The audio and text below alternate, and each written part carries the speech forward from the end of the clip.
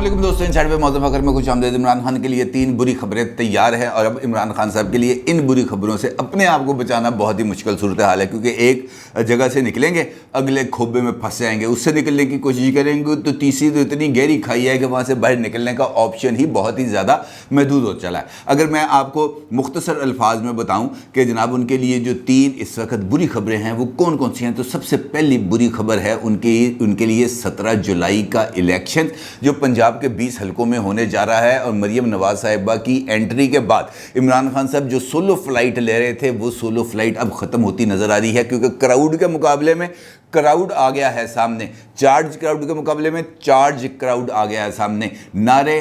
ताने बहतान के जवाब भी आ गया है सामने। और अब ये एक ऐसा चैलेंज है जहां से इमरान खान को अपने लिए कामयाबी के घोड़े दौड़ाना उनके लिए बहुत ही मुश्किल सूरत हाल है। दूसरा मामला इमरान खान साहब के लिए वो उनकी पार्टी के अंदर की खींचातानी है जो बढ़ती ही चली जा रही है। कुछ लोग आगे बढ़ने के लिए पीछे वाले को कोनियां मार रहे हैं और कोनियां मारते हुए दाएं बाएं जाने की भी कोशिश कर रहे हैं। और इसके साथ साथ एक और गेम स्टार्ट होने जा रही है जिसके नतीजे में नेशनल असम्बली से भी इमरान खान साहब के लिए कुछ सरप्राइजेस तैयार किए गए हैं। और सबसे इम्पॉर्टेंट चीज़ जो तीसरा चैलेंज है वो इस जो महीना है उसके तीसरे वीक में आने वाली एक खबर है जिसका ताल्लुक इमरान खान साहब के जमात और उस खबर से है जिसका मैंने आपके साथ कल की आखिरी वीडियो में जिक्र किया था। इन तमाम 3 के 3 चैलेंजेस के ऊपर या 3 की 3 मुश्किलात के ऊपर आपके साथ तफसील से गुफ्तगू करूंगा, लेकिन उससे पहले बात करना बहुत ही ज़्यादा ज़रूरी है मरीम नवाज साहिबा की, क्योंकि जिस तरीके के कल उन्होंने जंग के अंदर इंतखाबी कैंपेन के सिलसिले में मुख्तलिफ मुकामात के ऊपर ना सिर्फ अवामी रैलीज़ से ख़िताब किया बल्कि उसके बाद एक जलसे से भी ख़िताब किया जो बिलाशुबा इमरान खान साहब के जलसों की तरह एक अच्छा बड़ा और चार्ज्ड क्राउड था। और उस क्राउड से ख़िताब करना और मरीम नवाज साहिबा का एक मरतबा फिर इमरान खान को आड़े हाथों लेना बुनियादी तौर पर यही इस ख़बर का जो है बुनियादी तत्व है, क्योंकि उसके अंदर उन्होंने एक मरतबा फिर एक बात को स्टैब्लिश करने की कोशिश की कि अगर पंजाब को दोबारा इमरान खान के हवाले किया जाएगा तो इमरान खान उसको उसी खातून के हवाले कर देगा जिसके पास वो पहले था, यानी फ़राग होगी। और जो है मरीम नवाज साहिबा उन्होंने इनडायरेक्टली वही जो नेक्सस है फर्रा पिंकी उस्मान बुज़दार, इसी नेक्सस के इर्द गिर्द ही उन्होंने इमरान खान की जो चोरी चकारियाँ हैं जो उनके ऊपर मुबैना तौर पर करप्शन के इल्ज़ामात हैं उसको नेट किया। और उसके बाद उनका ये कहना था कि जनाब अगर आप ये चाहते हैं कि दूसरों को जो चोर चोर कहने वाला है वो ख़ुद कटहरे में आए तो फिर उसके लिए ज़रूरी है कि वो तमाम लोग जो उसकी करप्शन के अंदर बुनियादी तौर पर किरदार अदा करते रहे हैं, चाहे वो साबिक़ खातून अव्वल है, चाहे वो साबिक़ खातून अव्वल की बच्ची फ़ारा साहिबा हैं, चाहे उनका बच्चा उस्मान बुज़दार है या इमरान खान, किसी को भी इसमें से रियायत नहीं दी जाएगी। उसके साथ उन्होंने अवाम को खुशखबरी दी और उनका ये कहना था कि मुल्क पर मुसल्लत की गई बला टल चुकी है, यानी उन्होंने इमरान खान साहब को एक ऐसी बला के तौर पर ताबीर करने की कोशिश की जो मुल्क पर नाज़िल हुई, एक आफत की तरह नाज़िल हुई और उस आफत ने मुल्क पे तबाही मचा दी। और उसके बाद उन्होंने यकीनी तौर पर इस बात का भी इज़हार किया कि अब लोगों के लिए खुशखबरियाँ आएंगी, हर रोज़ एक अच्छी खबर आएगी, क्योंकि बुरा वक्त जो है वो ना सिर्फ टल गया है बल्कि अब आगे भी निकल चुका है। अच्छा, उन्होंने एक इम्पॉर्टेंट चीज़ का जिक्र किया और अमूमी तौर पर इस उनका जो ये वाला पॉइंट था वो मैंने देखा है कि मुख्तलिफ अखबारात या जो तबसरे आज सुबह उसके अंदर उस नुक्ते को मुकम्मल तौर पर नज़रअंदाज किया गया और वो है नुक्ता उनका ये जो चोर चोर वाला जो बयानिया है जो इमरान खान साहब हर एक जगह पर कहते हैं। 1100 अरब रुपए की तो उन्होंने तस्बीह कर ली है। वो 1100 अरब रुपए पता नहीं उनको वो फिगर्स कहाँ से मिले हैं कि जनाब ये 1100 अरब रुपए की करप्शन हुई है, किस जगह पे हुई है। दावा करते हैं 40 अरब रुपए का, केस निकलता है 64 करोड़ रुपए का। इस किस्म का उनका ये चीज़ें हैं जो समझ में नहीं आती। अलबत्ता मरीम साहिबा का ये कहना है कि इमरान खान हर एक जगह पर जाकर चोर चोर का जिक्र करते हैं। अब अगर चोर चोर का जिक्र करना है तो फिर चोर का जिक्र तो वो करे ना जिसका खुद अपना दामन साफ हो, जो घड़ियां मार्केट में जाकर बेच देता हो, जो हार फाइलों पर पहिए लगाने के लिए हारों का सौदा कर लेता हो, जिसके बारे में एक साबिक DG ISI خود جا کے یہ رپورٹ پیش کرے کہ جناب یہ ایک معاملہ ہے، یہ ہیروں کا ہار آپ کی زوجہ محترمہ نے وصول کیا ہے، اس معاملے کو دیکھیں، اور اس معاملے کو دیکھنے کی بجائے اس DGI کا ہی تبادلہ کر دیا جائے، اور اس کے بعد پھر ایک ایسی لمبا سیکول ہے جس کا جو ہے انجام نظر نہیں آتا۔ اور اس سارے سینیریو کے اندر نیشنل سیکیورٹی کمیٹی جو لنڈن کی ہے اس کی طرف سے جب بیریا ٹاؤن کے ملک ریاض صاحب کی طرف سے جو انہوں نے وہاں پہ پیسے بھجوائے تھے 180 ملین پاؤنڈز، وہ جب پاکستان میں آتے ہیں تو اس کے بعد وہ پیسے کہاں پہ آتے ہیں، کہاں نکل جاتے ہیں، اس میں سے کتنا حصہ ملتا ہے، اس کے اگینسٹ 400 کنال زمین مل جاتی ہے، اس کے اگینسٹ القادر یونیورسٹی بن جاتی ہے، اس کے اگینسٹ وہ 5 کیرٹ 3 کیرٹ ہیرے کی انگوٹھیاں آ جاتی ہیں۔ کسی کو اس بار جو ہے نا وہ جواب دینے کی زحمت نہیں ہوتی کہ جناب یہ کہاں گیا، کہاں سے آیا پیسہ، کیسے گیا۔ بلکہ دلچسپ بات تو یہ ہے کہ اسٹیٹ بینک آف پاکستان ہاتھ کھڑے کر دیتا ہے، وہ کہتا ہے جناب مجھے نہیں پتا، ہمارے پاس اس چیز کا کوئی ریکارڈ نہیں ہے کہ برطانیہ سے جو پیسے آئے وہ کہاں گئے، ہمارے سسٹم کے اندر سے وہ پیسے نہیں آئے۔ اس کا مطلب یہ ہے کہ اگر اسٹیٹ بینک کہہ رہا ہے کہ ان پیسوں کا جو پاکستان آنا ہے اس کے بارے میں مجھے علم نہیں ہے، البتہ یہ ضرور پتا ہے کہ یہ پیسے کس جگہ گئے۔ البتہ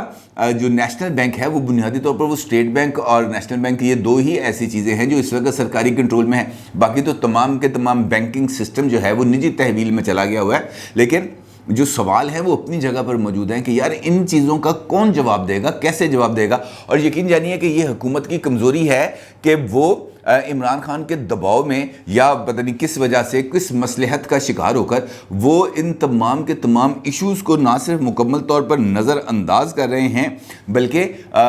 یہ جو ایک شفاف تحقیقات کا طریقہ کار ہے وہ اس کی طرف بھی نہیں آ رہے۔ اور دعوے یہ تھے کہ جناب میں اقتدار میں آ کر 90 دن کے اندر کرپشن کا خاتمہ کر دوں گا، میں اقتدار کے اندر آ کر 1 کروڑ نوکریاں دوں گا، 50 لاکھ گھر بناؤں گا، یہاں پر دودھ اور شہد کی نہریں بہیں گی، سب سے زیادہ ٹیکس کلیکٹ کروں گا، سب سے زیادہ ٹیکس جو ہے وہ لوگوں پر خرچ کروں گا، کسی قسم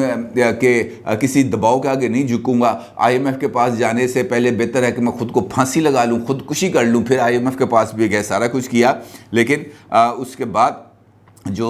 تمام تر معاملات ہیں وہ باپ کے سامنے ہیں۔ اچھا، اسی تقریر کے اندر مریم صاحبہ نے عمران خان صاحب پر ایک اور انہوں نے ذکر کیا، ان کا یہ کہنا ہے کہ عمران خان صاحب یہاں سے جلسہ کر کے گئے ہیں، لیکن موجودہ حالات میں جس طریقے سے میں نے دیکھا ہے اپنے سارے سفر میں، یہاں پر مجھے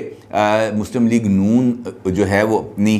جگہ پر مضبوطی سے قائم نظر آ رہی ہے، اور 17 جولائی کو اس بات کا خاصا امکان ہے کہ شیر ہی آئے گا اور شیر ہی عمران خان اور اس کے سارے حواریوں کو کھائے گا۔ یہ تو اب 17 جولائی کو پتہ چلے گا کہ کیا ہوگا کیا نہیں ہوگا۔ البتہ حکومت کے چونکہ ایک اور وزیر ملک احمد خان صاحب نے بھی استعفیٰ دے دیا ہے، اب وہ بھی آ کے انتخابی کیمپین چلائیں گے، تو یہ ایک نقطہ ایسا ہے جہاں پر PTI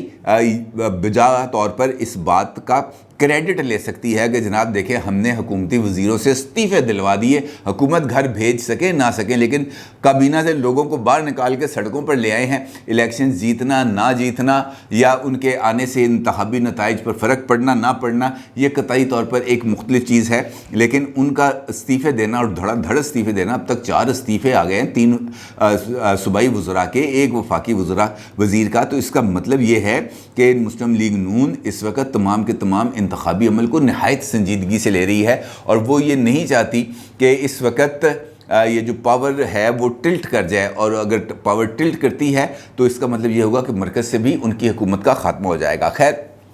یہ بھی ایک چیلنج ہے انفیکٹ ضمنی الیکشن، اور جس طرح میں نے آپ سے گفتگو کے آغاز میں ذکر کیا تھا کہ عمران خان کو اس وقت 3 ان کے لیے بہت بڑی مشکلات ہیں، یا 3 چیلنجز ہیں، یا ان کے لیے 3 مشکلات ہیں بہت بڑی، تو اس میں سے ایک ضمنی الیکشن بھی ہے۔ وہ جیتنے کی پوزیشن میں آنے کی بجائے یا اس بات کو دیکھتے ہوئے کہ مریم صاحبہ کے آنے کے بعد اب یہاں پر پاور سینٹرز کے اندر جو ایک نئی رسا کشی شروع ہو گئی ہے، یہ ان کے لیے پرابلم کریٹ کرے گی۔ تو اس سے پہلے ہی انہوں نے کبھی مسٹر ایکس کا ذکر کر دیتے ہیں، کبھی مسٹر وائی کا ذکر کر دیتے ہیں، کبھی اس بات کا ذکر کر دیتے ہیں کہ جناب یہ دھاندلی کے لیے وسیع پیمانے پر کوشش کی جا رہی ہے، کبھی اس بات کا ذکر کر دیتے ہیں کہ جناب نون لیگ تو انتخابات ہمیشہ میچ جو ہے وہ فکس کر کے ہی جیتی ہے۔ تو اس کا مطلب یہ ہے کہ انہیں اس بات کا اندازہ ہے کہ اگر فیئر اینڈ فری الیکشنز ہوتے ہیں مسلم لیگ نون اور پی ٹی آئی کے درمیان 1-on-1 مقابلہ کی صورت کے اندر مسلم لیگ نون نہیں جیتنے دے گی، اور یہ عمران خان صاحب کے لیے ایک سب سے بڑی مشکل ہے۔ دوسری ہے ان کے پارٹی کے اندر اپنی ایک الگ رشاکسی، اور اس کا اظہار میں کئی مرتبہ کر چکا ہوں، خاص طور پر شاہ محمود قریشی صاحب اور شیخ رشید، یہ دونوں عمران خان صاحب کے سامنے ایک دوسرے سے کئی مرتبہ الجھ چکے ہیں، میڈیا پر آ کے بھی الجھ چکے ہیں، اور اب اس وقت دونوں ہی ایک مختلف گیم میں ہیں۔ مثال دیتا ہوں آپ کو،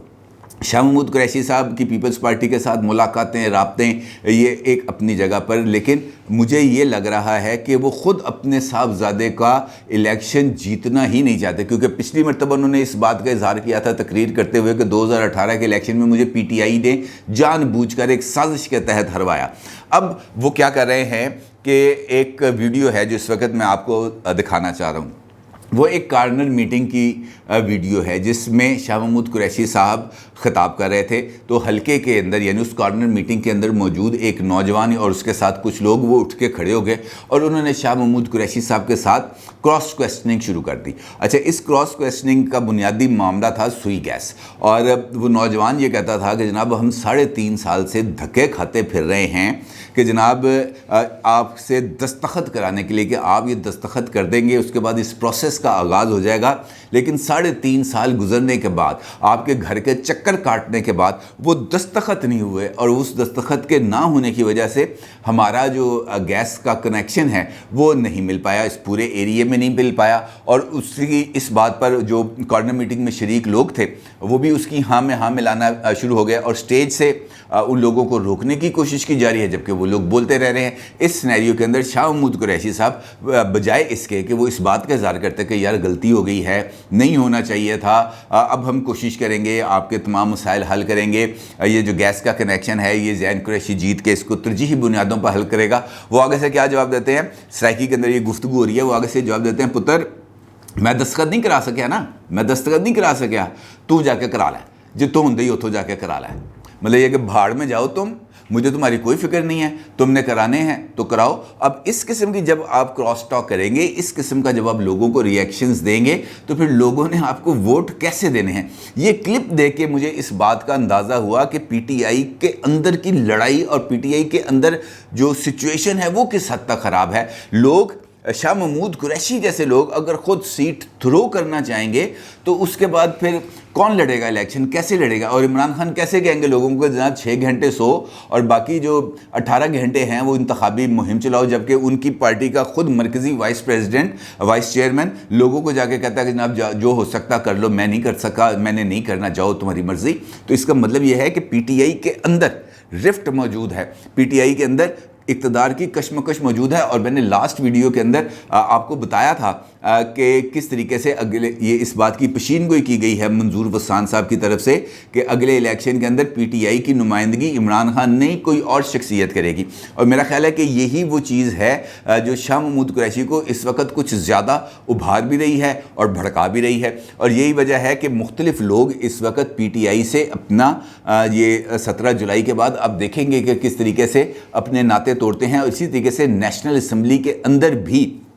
ایک نیا گروپ سامنے آ رہا ہے جو یہ کہے گا جناب ہم اپنے استعفے واپس لیتے ہیں، اور تقریباً ان کی تعداد مجھے 21 یا 22 ایم این ایز بتائی جا رہی ہے۔ یہ اندر آئیں گے، اپنا ایک الگ پارلیمانی گروپ بنائیں گے، راجہ ریاض صاحب کو ہٹائیں گے، وہاں پر ایک سینسیبل آدمی ہے اس کو لیڈر آف دی اپوزیشن بنائیں گے، اور پھر اس سسٹم کو مزید تقویت ملنے کی اس سے امید ہوگی۔ اب دیکھ رہی ہے کہ یہ معاملہ کہاں پہ چلے گا۔ البتہ جو تیسرا چیلنج ہے اس وقت عمران خان صاحب کے نزدیک وہ ہے foreign funding case. Election commission of Pakistan کے قواعد کے مطابق 30 دن کے اندر اندر فیصلہ جاری کرنا لازمی ہے الیکشن کمیشن کے پاس، اور اب یہ جو لاسٹ 10 ڈیز ہیں جولائی کے، اس کے اندر جو الیکشن کمیشن ہے اس نے اس کا فیصلہ کرنا ہے۔ میرے ذرائع یہ بتاتے ہیں کہ الیکشن کمیشن آف پاکستان نے یہ جو فیصلہ ہے فارن فنڈنگ کیس کا، اس کو نہ صرف تحریر کر لیا ہے بلکہ اس کو جاری کرنے کے لیے وہ مکمل طور پر تیار ہیں، لیکن جان بوجھ کر اس فیصلے کو جاری نہیں کیا جا رہا، اور اس کی وجہ ہے عمران خان صاحب جس طریقے سے الیکشن کمیشن کو آڑے ہاتھوں لے رہے ہیں۔ اگر 17 جولائی سے पहले इलेक्शन कमीशन ऑफ पाकिस्तान का फैसला आ जाता है तो इमरान खान साहब को ये बात उछालने का एक मौका मिल जाएगा कि 17 जुलाई के इंतखाबात में मुझे मंजर से हटाने के लिए इलेक्शन कमीशन ने दानिस्ता तौर पर ये फ़ैसला जारी किया और इसका बुनियादी तौर पर मकसद मेरे लिए प्रॉब्लम्स को क्रिएट करना था और पीटीआई को मंजर से हटाकर नून लीग के लिए रास्ता हमवार करना था और फिर वो इस नैरेटिव को बहुत आसानी के साथ बिल्ड कर सकते और ये नैरेटिव उनका बिक जाता कि इलेक्शन कमीशन नून लीग के साथ मिला हुआ है। लिहाजा इलेक्शन कमीशन ने जो उनके मेंबरान थे उनके मशवरे के बाद chief election commissioner Sikandar Sultan Raja साहब ने इस फैसले को अभी तक अपने पास महफूज रखा हुआ है और 22 जुलाई जब सुप्रीम कोर्ट ऑफ पाकिस्तान के हुक्म पर पंजाब असम्बली के अंदर नए कायदे ईवान का रीपोलिंग होना है उसके बाद ही इस फैसले को किसी भी में जारी किया जाएगा और उसके बाद वो जो मंजरनामा है नई क़यादत पीटीआई में आने का और इस किस्म की चीज़ें ये तमाम चीज़ें आगे भी बढ़ेंगी और उसके बाद ही ये जो एक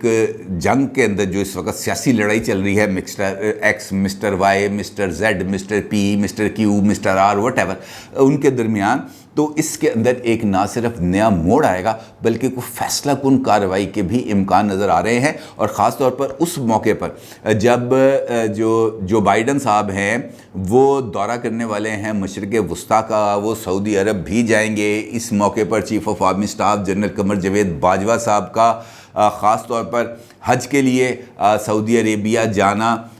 ये तमाम जो लिंक्स है ये खारिज इल्लत नहीं है। ये तो नहीं है कि चीफ़ ऑफ आर्मी स्टाफ जाएं वहाँ पे सिर्फ हज करें हज करके वापस आ जाए। डेफिनेटली वहाँ पर जो बैक चैनल्स हैं उनके ज़रिए राब्ते भी होते हैं गुफ्तगू भी होती है बातचीत भी होती है और ख़ास तौर पर जब चौधरी आ रहा हो वड्डा चौधरी आ रहा हो तो ऐसी सूरत हाल में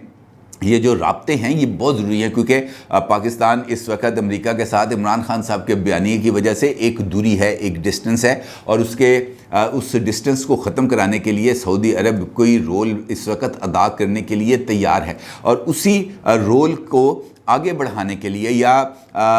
वो पॉइंट्स ऑफ म्यूचुअल अंडरस्टैंडिंग्स उसको डेवलप करने के लिए अगर जनरल बाजवा साहब वहाँ पर सऊदी जो इस्टेब्लिशमेंट है उसके साथ मिलके कोई रोल प्ले कर दें तो वो पाकिस्तान के लिए मौजूदा हुकूमत के लिए सब के लिए एक गेम चेंजिंग सिचुएशन पैदा हो जाएगी और हो सकता है कि उसके नतीजे में ये जो प्रेशर आया हुआ है इस वक्त डॉलर्स का बहुत ज़्यादा प्रेशर आया हुआ है वो प्रेशर भी कम हो जाए और उसके बाद स्मूथ सेलिंग हो जाए और पाकिस्तान की मीशत कोई बेहतर अंदाज में चलना शुरू हो जाए। मेरा ख्याल है कि ये इस वक्त का प्राइम टारगेट है जिसके ऊपर काम किया जा रहा है और इसीलिए ये जो जनरल बाजवा साहब का दौरा है सऊदी अरेबिया का ये बहुत ही ज़्यादा इंपॉर्टेंस रखता है। अपनी राय का ज़रूर इज़हार कीजिएगा। आपका बहुत शुक्रिया। अल्लाह हाफिज़।